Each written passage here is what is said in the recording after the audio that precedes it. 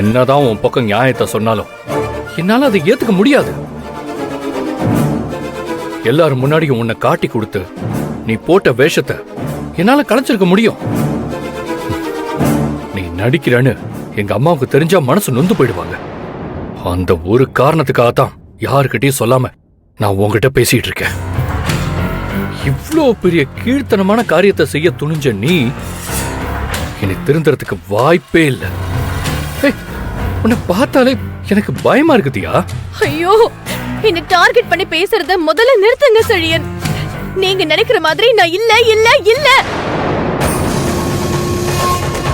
அப்போ நான் உங்க மேல வச்சிருக்கிற காதல நீங்க புரிஞ்சுக்கல. நான் கெட்டவனே நீங்க முடிவு பண்ணிட்டீங்கல்ல. நான் நடிக்கிறேன்னு என்ன தப்பா புரிஞ்சுக்கிட்டீங்கல்ல.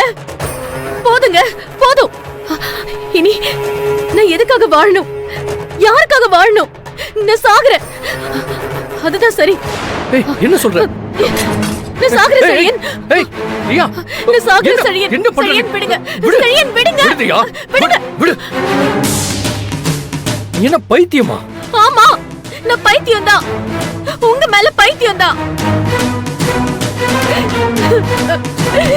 என்ன வாழவும் விடாம சாகவும் விடாம ஏன் இப்படி என்ன கஷ்டப்படுத்துறீங்க?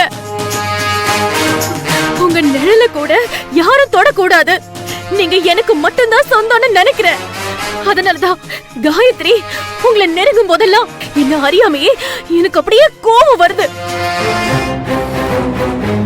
நான் உங்க மேல வச்ச பாசத்தை, அந்த அன்பை, அந்த உறவை, அந்த காதல உங்களால புரிஞ்சுக்க முடியல.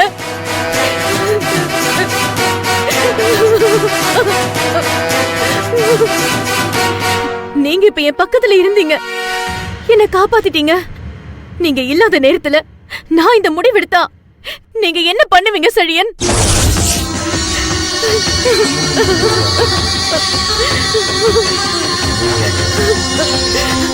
செழியன், செழியன், ப்ளீஸ் செழியன், என்ன புரிஞ்சுக்க முயற்சி பண்ணுங்க செழியன். என்ன புரிஞ்சுக்க முயற்சி பண்ணுங்க. தியா, காயத்ரி என்னை நேசிக்கிறான்னு தப்பான எண்ணத்தை முதல்ல நீ மாத்திக்க. என் மனசுல காயத்ரியே இல்ல, அத முதல்ல நீ புரிஞ்சுக்கணும். சந்தேகங்கிறது கேன்சர் மாதிரிமா, வெட்டி எரிஞ்சாலும் அது மறுபடியும் மறுபடியும் வளர்ந்துகிட்டே தான் இருக்கும், சாகுற வரைக்கும் போகாது. அந்த தண்டனைய எனக்கும் கொடுத்து நீயும் அத வாழ்க்கை முழுக்க அனுபவிச்சிடாத. காயத்ரிய எல்லாருமே தப்பா தான் பாக்குறீங்க. ஒவ்வொரு விஷயத்திலையும் அவ மேல சந்தேகப்பட்டு அவளை ரொம்ப ரணமாக்கிட்டீங்க. ஒரு கட்டத்துக்கு மேல இது எல்லாத்தையும் தாங்க முடியாம அவ வீட்டை விட்டே போனா. போனவளை கண்டுபிடிச்சு வீட்டுக்கு வான்னு நான் எவ்வளவோ கூப்பிட்டும் அவ வரல. உங்க கல்யாணம் நல்லபடியா நடக்கணும், நான் இருந்தா அங்க தேவையில்லாம பிரச்சனை வரும்னு சொன்னா. அப்படிப்பட்டவளா நம்ம மேரேஜுக்கு தடையா வந்து நிப்பா? சொல்லுதியா, சொல்லு. என் டாடியோட கட்டாயத்தினாலதான், அவர் மேல இருக்கிற மரியாதையினாலதான் காயத்ரி மறுபடியும் இந்த வீட்டுக்கே வந்திருக்கா. தேவையில்லாம அவளை வேதனைப்படுத்தி பார்க்காதீங்க, பாவம் அவ. தியா, பெர்ஃபார்மன்ஸ் ஏத்து, இதுதான் சரியான நேரம். என்ன மன்னிச்சிருங்க செழியன். நீங்க சொன்னது எதையுமே நான் புரிஞ்சுக்காம தான் தப்பு மேல தப்பு பண்ணிட்டேன். இனிமே நான் தப்பு பண்ண மாட்டேன், என்ன நம்புங்க. நான் செஞ்சது பாவம் தான், அதுக்கெல்லாம் எனக்கு மன்னிப்பே கிடையாது. நீங்க நினைச்சா எனக்கு என்ன தண்டனை கொடுத்தாலும் அதை நான் ஏத்துக்க தயாரா இருக்கேன். காயத்ரிக்கு நீ செஞ்ச பாவத்துக்கு நான் உனக்கு பனிஷ்மெண்ட் கொடுத்துதான் ஆகணும்.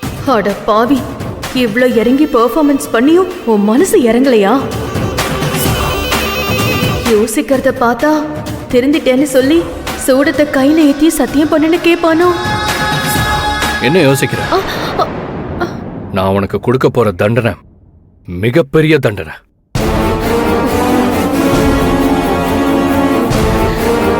நான் ஏத்துக்க தயார்.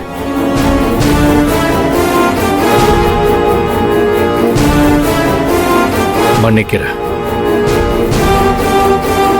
இனி எந்த தப்பும் எந்த பாவமும் நீ இதுக்கு மேல செய்ய மாட்டேன்னு நான் நம்பி போறேன்.